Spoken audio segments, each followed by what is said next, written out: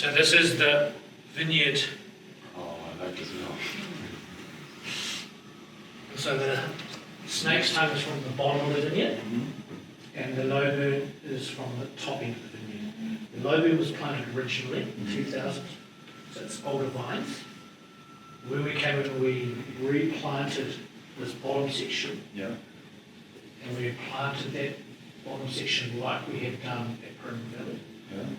One thing I didn't talk to you about, the vineyard with Mike and Claudia first set it up, they set it up in a way that the great vineyards in Burgundy do, which is called high density.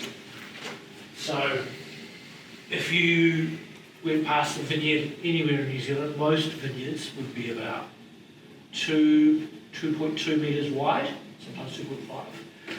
And the plants would be about 1.8 to 2 metres apart. So you'd get roughly about 3,000 plants per hectare. And each plant would produce anywhere from 40 to 20 bunches, depending on how you cropped it. So the work that viticulturists do is go and cut bunches off to decrease the number of bunches so that the vine gives more energy to each bunch. In Pyramid Valley, you might set the vineyard up 1 metre apart, and the plants were 1 metre or 0.8 apart. So we were getting, at Pyramid, we've got 11,111 vines per hectare.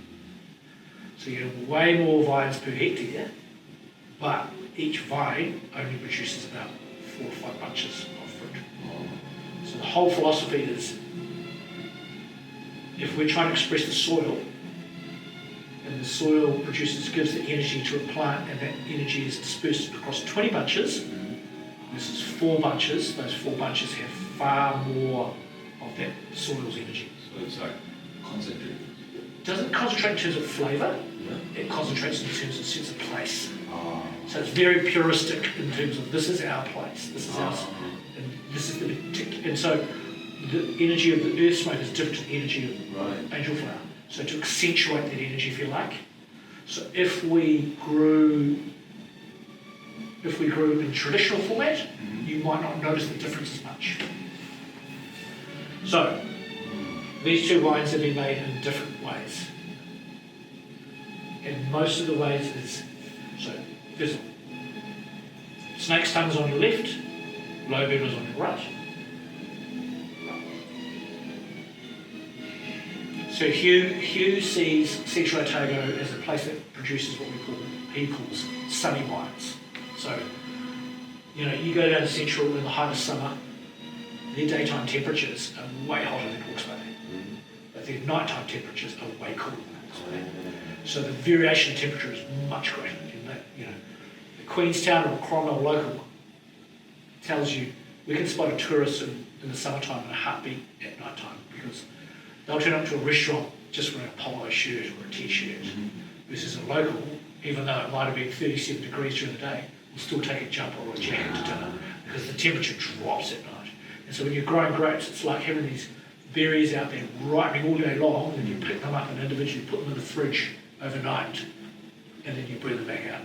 And as we talked about at the beginning, the Pacific Ocean helps us with acidity.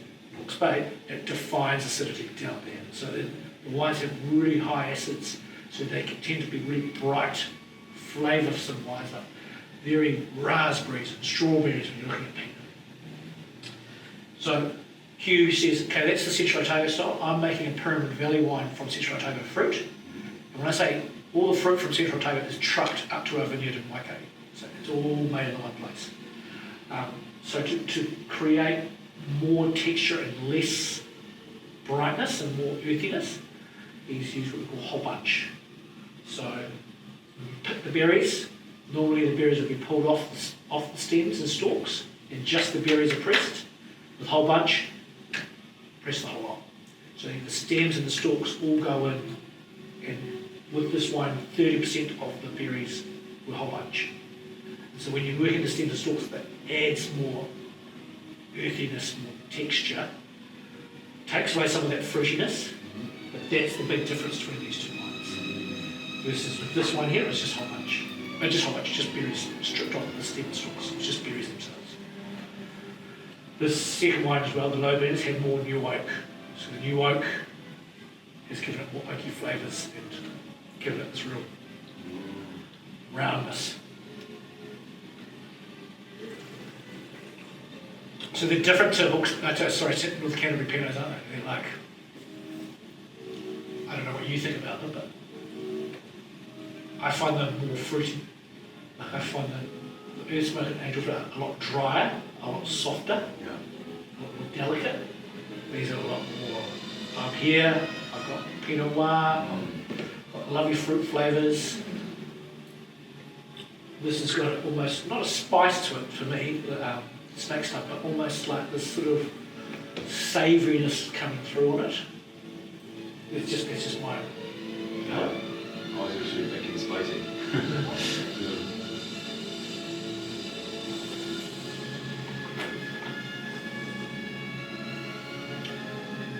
This is the Lopez, just lovely fruit, soft fruit.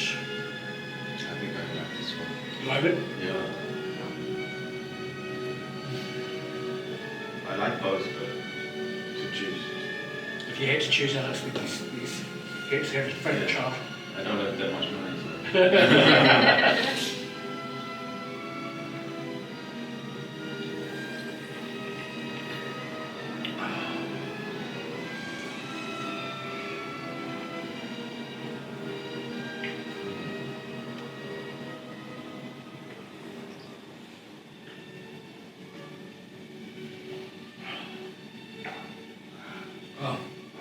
So, I don't know if I sort of touched on regenerative farming. I don't know if it means much to you. I never heard about this before. Yeah. So, regenerative farming is about how do we make a difference. So, organics is about you can't do this and you can't do that. Yeah. There's no like game plan to go, or how do we make it better. Biodynamics is about holistic. But regenerative is about how do we add more microbes into the soil to make the soil more alive. So we talk about, we're not in the business of farming grapes, we're in the business of farming soil. The byproduct for us is grapes. Right. Because if we can put more organic matter and more microbes into the soil becomes alive, it'll work better for us and we'll have more healthier crops. And we'll have crops. If we don't, the soil won't produce any energy for the crops to grow. We'll, as a planet, we're putting more people on this planet that need more food. We won't be able to keep up. We've got a finite number of years. I mean, It will be out of our lifetime, but there is a finite number of years that this planet can keep producing food the way we're farming at the moment. yeah, certainly does sound more sustainable than injecting nitrogen in this. Oh. So nitrogen is interesting because nitrogen is nitrogen is the grapevine, Yeah. and there's a Latin name for it, which I'm not going to remember. Venus Vitis produces a lot of nitrogen itself. So that's why we like farming on arid soils or less fertile soils, because it reduces that nitrogen a little bit. But we don't want to be on dirt where it's just no life at all. Yeah. And so what we're doing is we plant a lot of what we call cover crops in between our rows now. So it used to be the thinking was, okay, if you plant just the grapevine, then the grapevine will get all the water and all the nutrients of that soil. Don't put anything else in there because it will compete and the grape won't get all the benefit. Yeah. Which is true if you have like 2 or 3 plants together, they will compete. But if you get a combination of plants and the right combination of plants, and so you want things like grasses, legumes, brassicas, there's 5, I can't remember anymore. Together they make this beautiful cocktail of combinations. And they actually start talking to each other. Oh, you want tubulars as well.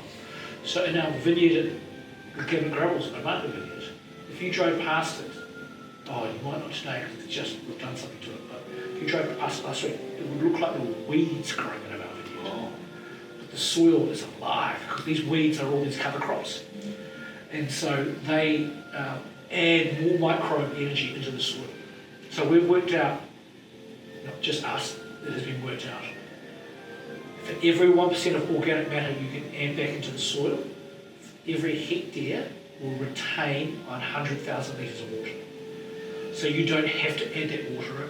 And so water is a big concern for us in Hawke's Bay and New Zealand. We're running out of water. And so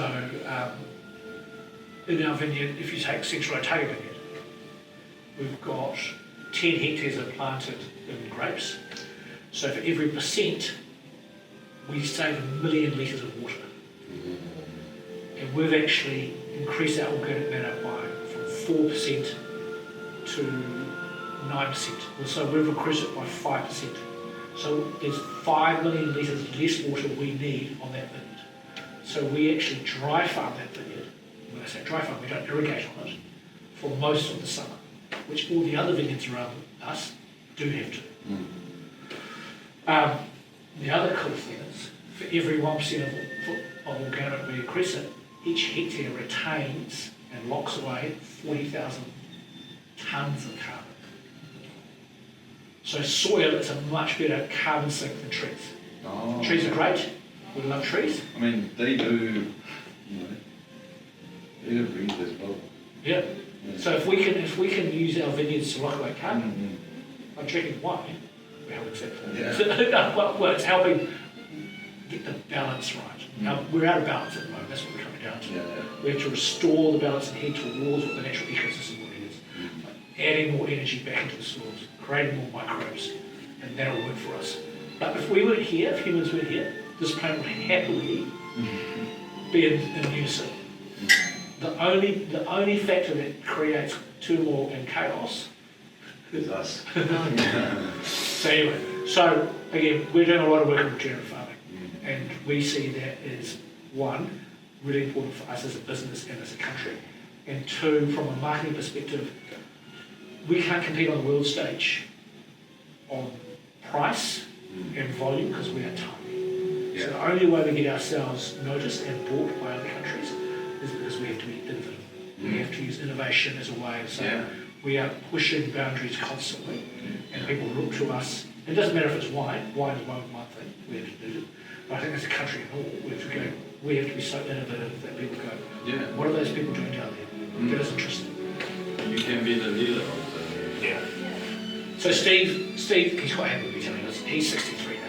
And he took me out into one of the vineyards last year, and we were talking about all this stuff. And we were talking about how wasps can now help fight funguses for us, and help fight things like brown moth and mealybug, which are really bad pests for us.